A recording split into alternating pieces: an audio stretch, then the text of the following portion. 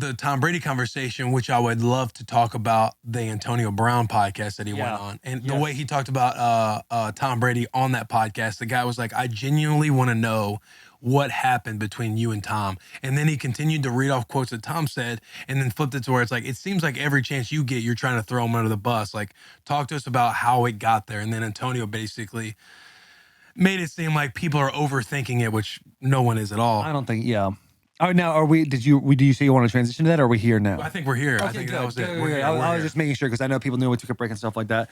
Here's what I gathered in that type of situation right there. And I don't know Antonio Brown. I've literally been around him a handful of times, and I enjoyed every single time I was around him. I thought he was a fun-loving guy. This is before this is when he was still with the Steelers. What? You all right? I was in there, bro. Oh, woof! I was about to get them foamy. The foam tree. Yeah. Since Antonio Brown's left the Steelers, and I don't want to sound disrespectful, but I will say, like, he seems completely delusional in his life. It seems like nothing's his fault. He refused to look in the mirror. I would love to have him on the podcast to talk about it. I think it's hard to watch a guy that was so successful and then just kind of throw it all away and not take any accountability for his actions. It's because you watch that video and he's like, how is he going to throw me on the bus?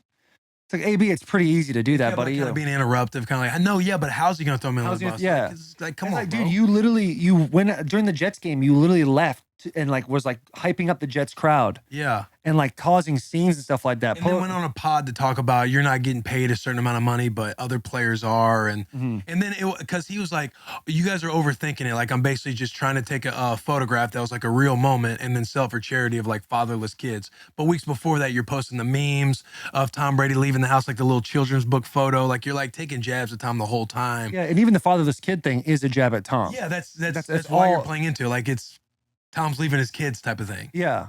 And it's just too much, dude. Like, it's somebody's family. The way you said it, though, that was a good way of putting it all. Like, it is tough to see somebody so successful doing that because I think that's like, it's like I saw that, I'm like, this dude's a fucking clown, man. I really hope he goes somewhere. Like, there's gonna have to be a rock bottom situation. I hope it doesn't involve anything of him hurting himself or somebody else. But rock bottom is going to happen at some point in time. But when he does hit that rock bottom, if he's able to find somebody to help him, get some tools to become better, or like know how to navigate through this life that he's dealing with in his shoes, life's going to be a whole lot better. And I think if he's willing and able to do that eventually, then we need to embrace him with open arms. Because you can't fault a guy if something happened 5, 6, 7, 8 years ago, 10 years ago, and then keep holding it